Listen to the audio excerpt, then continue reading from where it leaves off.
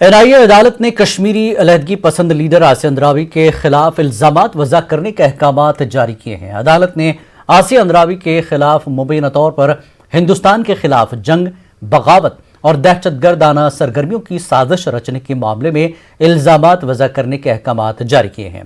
खुसूसी जज प्रवीण सिंह ने आसिया अंद्रावी के अलावा सूफी फहमिदा और नाहिदा नसरीन के खिलाफ भी मुख्तलिफ दफात के तहत इल्जामात वज़ा करने की हिदायत दी।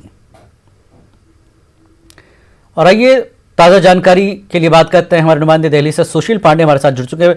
सुशील, क्या जानकारी देंगे? अदालत ने आज बाकायदा इल्जामात वज़ा करने की हिदायत दी है। तौर से ये कहीं ना कहीं दुर्खते मिल्लत नाम का एक संस्था चलाती थी आसिया अंद्रावी और उनके दो सहयोगियों के खिलाफ दिल्ली की एनआईए कोर्ट ने आज बड़ा आदेश दिया है।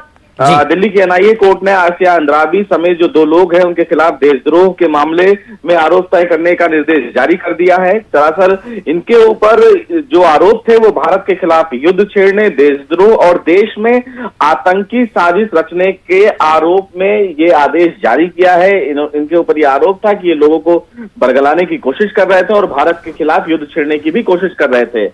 आपको बता दूं कि साल 2019 में एनआईए ने आसिया पर शिकंजा कसते हुए उनके मकान को जब्त कर लिया था। जो ये घर था वो आतंकवादी संबंधी निधि से खरीदा गया था और वही मकान को गैर कानूनी गतिविधियों के तहत ही ये जब्त भी किया गया था। इस वक्त फिलहाल आसिया अंद्रावी दिल्ली के तिहाड़ जेल में बंद हैं और ये कश्मीर की पहली महिला अलगाववादी नेता इनको फिलहाल माना जाता है। लेकिन आज फिलहाल कोर्ट ने एक बड़ा आदेश जारी किया है जिससे कहीं ना कहीं आने वाले दिनों में इनके खिलाफ ये मुकदमा जो होगा वो चलाया जाए। सुशील, इस जैसा कि अब इल्जामात तो वज़ा हो रहे हैं, एक बड़ा मामला आसिया अंद्रावी के तहत हो रहा है, तो इस शिकंजे में क्या इसके तार और भी आगे बढ़ेंगे जैसे जैसे मामला आगे बढ़ रहा है आसिया अंद्रावी का तहकीकात के साथ?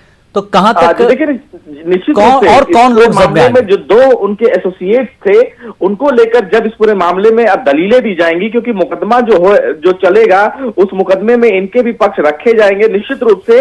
और कहीं ना कहीं एनआईए ने जो चार्जशीट फाइल की थी उस चार्जशीट में साफ तौर से एनआईए ने जो धाराएं लगाई थी जिलानी, जो साफ तौर से 120B, 121, 121 और 153, 505 यूएपीए एक्ट, ये तमाम ऐसे महत्वपूर्ण जो धाराएं हैं उसके तहत इन पर मुकदमा चलेगा ही चलेगा। और निश्चित रूप से इस पूरे मामले में एनआईए अभी तक एक और सप्लीमेंट्री चार्जशीट भी फाइल करने के ताक में है और उस सप्लीमेंट्री चार्जशीट से हमें ये जरूर पता चलेगा कि आने वाले दिनों में और कौन कौन से लोग एनआईए के फिलहाल रडार पर हैं और जिनको फिलहाल इस पूरी चार्जशीट में शामिल किया गया है। लेकिन फिलहाल अभी जो बड़ी खबर है जिलानी वो यही है कि आसिया अंद्रावी पर देशद्रोह के तहत जो आरोप तय करने का आदेश पटियाला हाउस कोर्ट की एनआईए कोर्ट ने दिया है, उससे कहीं ना कहीं आने वाले दिनों में इनकी मुश्किलें कहीं ना कहीं जरूर बढ़ सकती हैं। जी, बहुत बहुत शुक्रिया सुशील इस जानकारी के लिए। तो जैसा कि सुशील ने कहा कि एनआईए कोर्ट ने इस पर अब इल्जामात वज़ा कर दिए हैं और आगे भी कुछ लोग इनके रडार पर रहेंगे और तहकीकात में शामिल हो सकते हैं। आगे बढ़ेंगे। नौजवानों को बंदूक का रास्ता तर्क करना चाहिए। पाकिस्तान के प्रोपेगेंडे के बजाय मेन स्ट्रीम में शामिल होकर बदलते कश्मीर का हिस्सा बनना चाहिए। इन बातों का इजहार फौज के जीओसी एचएस शाही ने किया। उन्होंने कहा कि 300 से ज्यादा मिलिटेंट लॉन्चिंग पैड पर दरअंदाजी की ताक में है। उन्होंने कहा कि पाकिस्तान के किसी भी मंसूबे को कामयाब नहीं होने दिया जाएगा। 4G इंटरनेट के हवाले से उन्होंने कहा कि पुरअमन इलेक्शन होने के बाद इस पर भी जल्दी कोई फैसला लिया जाएगा। नौजवानों के लिए हमने हमेशा से ये मैसेज दिया है, joining militancy is not the answer, that is not the option. वो सिर्फ एक बहकावे में आके हमारे पड़ोसी मुल्क पाकिस्तान का जो प्रोपेगेंडा है उसमें आके कुछ लोग रास्ता भटकते हैं, लेकिन हमने उनको भी आश्वासन दिया है कि वो उस रास्ते को छोड़ें, नेशनल मेन स्ट्रीम को ज्वाइन करें और कश्मीर जो बदल रहा है उसकी तरक्की का हिस्सा बने। यूथ जो इमर्जिंग नया कश्मीर है, जो कश्मीर बदल रहा है, जिसमें इतनी पॉजिटिविटी है, उसको देख रहा है and I am sure he knows what is good for him, what is bad for him and he is quite capable of taking a good decision. और जो वोटिंग परसेंटेज रही है उससे देख के आपको पूरा पता चल गया होगा कि पूरा सिचुएशन जो है वो नॉर्मल है और किसी तरह का कोई कार्रवाई जो है मिलिटेंट्स अंजाम ना दे पाएँ, इसके लिए हम सक्षम हैं और इसी प्रकार इसी तरह आगे कार्रवाई करते रहेंगे। बेशक वो स्टूडेंट्स हों, बेशक वो बिजनेस हो, उसमें बाधा आती है because these days technology and communication is the key. So इसके ऊपर गवर्नमेंट सोच विचार कर रही है। इलेक्शंस अभी ख़त्म हो चुके हैं एंड आई एम श्योर जिन लोगों को इसके बारे में डिसीजन लेना है जल्दी इसके ऊपर कोई ना कोई सोच विचार करके डिसीजन लिया जाएगा। हमारा जो सिक्योरिटी ग्रिड है लाइन ऑफ कंट्रोल के ऊपर पूरी तरह सक्षम है और किसी प्रकार की जो उनके द्वारा कोई कोशिश की जाएगी उसको नाकाम किया जाएगा।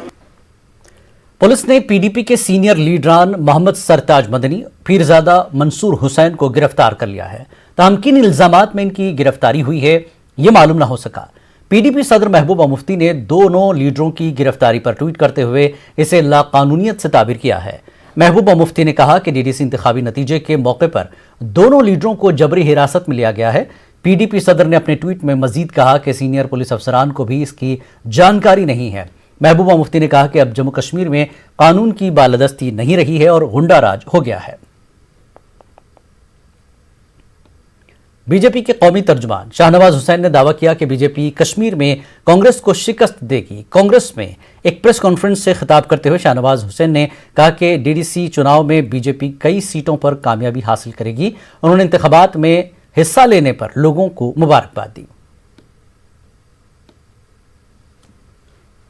आज जिम्मेदारी से एक दावा आपके सामने कर रहे हैं कि वोट परसेंटेज क्या आए, सीटें हमें कितनी आए, लेकिन नरेंद्र मोदी जी की पॉलिसी की वजह से भारतीय जनता पार्टी ने लोगों का दिल जीता है।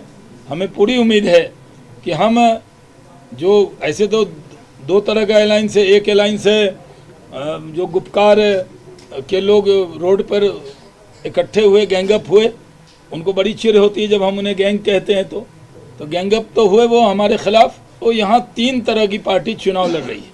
एक भारतीय जनता पार्टी जो लोगों की खिदमत करना चाहती है, गुपकार अलायंस जिसको गुपकार गैंग कहा जाता है, और तीसरी पार्टी कांग्रेस आई पार्टी है। मैं ये दावा तो आपको करूं, कश्मीर वैली में हम किसको हराएं ना हराएं, लेकिन कांग्रेस पार्टी को तो निश्चित यहाँ गिनती में हराएंगे। वोट परसेंटेज में भी और सीटों में भी हम कांग्रेस से काफ़ी आगे निकलेंगे, ऐसा हम लोगों का विश्वास है।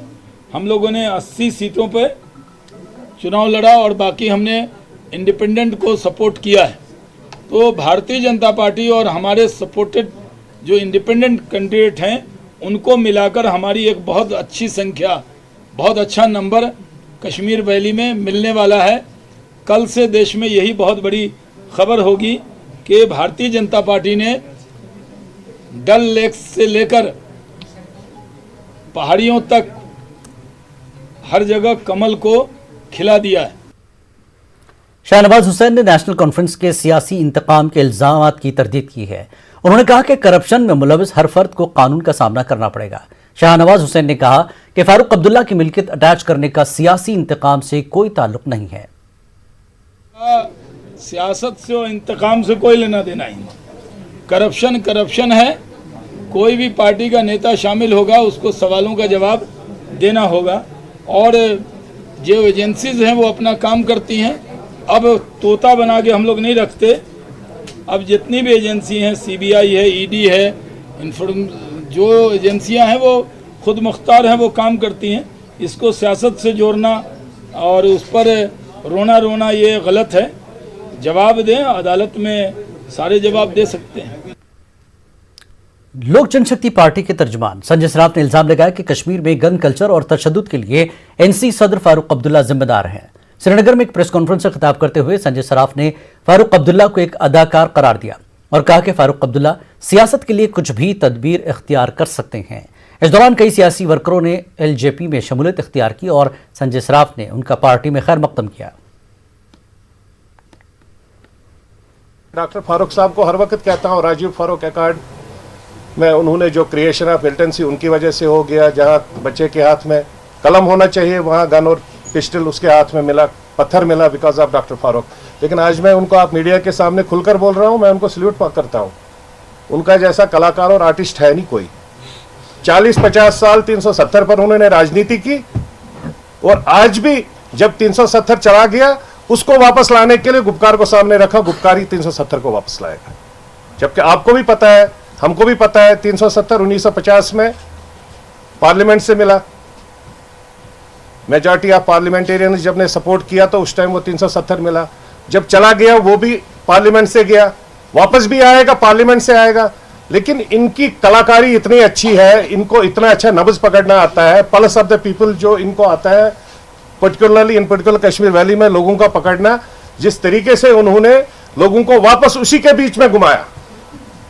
कहीं पर भी मैंने गुपकार का कोई साथी ये नहीं बोलते हुए देखा कि हम फ्लाईओवर बनाएंगे, हम रोड्स बनाएंगे, हम 5 स्टार होटल्स की फैसिलिटी देंगे, हम मेट्रोज देंगे, हम अनएम्प्लॉयड यूथ के लिए रोजगार देंगे। खाली 370 वापस लाएंगे और वो गुपकार। बांडीपुरा के साधु नारा और चंदगीर के कुछ पंचायती उम्मीदवारों ने आज डीसी ऑफिस बांडीपुरा आकर इल्जाम लगाया कि सरपंचों के इंतखाबात के दौरान वोट शुमारी में धांधलियां की गई। ये लोग इन हलकों में दोबारा वोट शुमारी का मुतालबा कर रहे हैं। जनाब वार्ड 8 तो 2 गो ठीक 3 मज काउंटिंग करान ये 3 काउंटिंग चलान योर गई क्रेक अपार त्रोक 20 कमरस मज वार्ड 4 तथा लज काउंटिंग ये तौर वात सो नसब काउंट मकलोमत कर वार्ड नंबर 3 चंद्रगेर तथ मज हाल सरपंचस ये वोट गजरावन कहें वार्ड 5 मज गो हमले कि मे कर नारस थप बह नबर कहीं। कश्मीर का जैनपुरा हल्के से कश्मीरी पंडित माइग्रेंट चमनलाल मदन ने आज़ाद उम्मीदवार की हैसियत से सरपंच का चुनाव जीत लिया है। उन्होंने न्यूज़ 18 से बात करते हुए कहा कि वो इस इलाके की तरक्की के लिए काम करेंगे। उन्होंने हल्के के वोटरों का शुक्रिया अदा करते हुए कहा कि उन्होंने सख्त सर्दी के बावजूद जमहूरी अमल में बढ़ चढ़ कर हिस्सा लिया। इसी हल्के के पंच चमनलाल ने कहा कि वो कश्मीरी माइग्रेंटों की वादी वापसी के लिए भी माहौल तैयार करने की कोशिश करेंगे।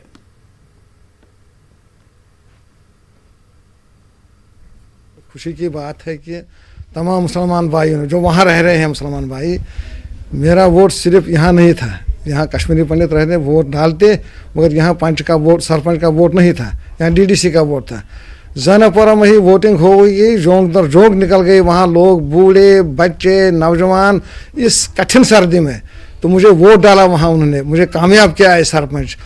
तो मैं उनको तहे दिल से शुक्रिया अदा कर रहा हूँ आपके चैनल के माध्यम से उन भाइयों। कश्मीरी पंडितों का जो सवाल है सब जानना चाहते हैं, ऐसी बात नहीं, वो वतन है हमारा, हमने उधर जन्म लिया है, हम उधर के रहने वाले हैं, नस्ब उम्र हमने वहाँ गुजारी है, इस वक्त भी आते जाते हैं, मैं कई बार भी गया हूँ, ये शुभनलाल जी बहुत बार गए हैं, हम जाते हैं वहाँ, ऐसी बात नहीं है।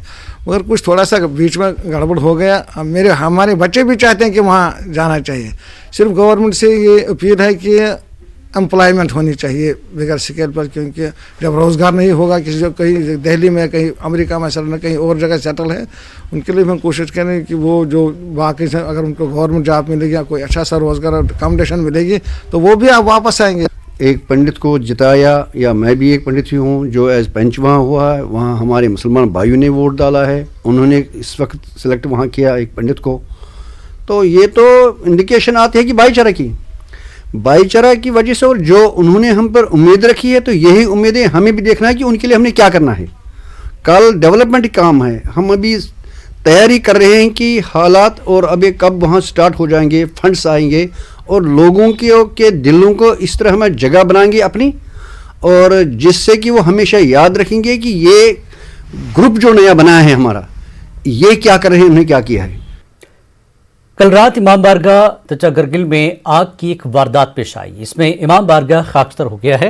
ये भयानक आग रात को अचानक नमूदार हुई। आग के शोले इतने ऊंचे और तेज थे कि उसने देखते ही देखते इमाम बारगाह की पूरी इमारत को अपनी लपेट में ले लिया और पूरी इमारत को चंद मिनटों के अंदर ही राख के ढेर में तब्दील कर दिया। मकामी लोगों, फायर सर्विस अमला, SDRF और लद्दाख पुलिस ने काफ़ी मशक्क़त के बाद आग को मजीद फैलने से रोक दिया। इस वाक़े में लाखों रुपए मालियत का नुकसान हो गया है। आग की वजह शॉर्ट सर्किट बताई जा रही है। पुंछ जिले के मिंधड़ सब डिवीजन में एक कार में मशकूक तरीके से आग लग गई। इस वाक़े में कार पूरी तरह जल गई। जराये के मुताबिक मोहम्मद अशरफ नामी शख्स के मकान के बाहर खड़ी कार को सुबह तकरीबन 3 बजे किसी ने आग लगा दी। जब कार में धमाका हुआ तो घर वाले बाहर निकले। इस ज़मन में अभी तक किसी की गिरफ्तारी नहीं हुई है। कुछ बार कि ब्लास्ट हुआ, कुछ मुझे ऐसे लगा कि पता नहीं क्या, कुछ कहीं फायर हो रहा है या कुछ हो रहा है। उसके बाद फिर मैंने जब उठ के देखा तो मेरी गाड़ी को आग लगी हुई थी। तो मुझे अपने गांव के किसी भी आदमी पे जो है कोई शक नहीं है, पहली बात पुंछ डीसी पुंछ से यही अपील करता हूँ कि जल्द से जल्द उस आदमी को ट्रेस किया जाए और देखा जाए वो कैसा आदमी है जो लोगों के घर में जाके लोगों की गाड़ियां जलाता है। वक्त एक ब्रेक के बाद फिर लौटेंगे।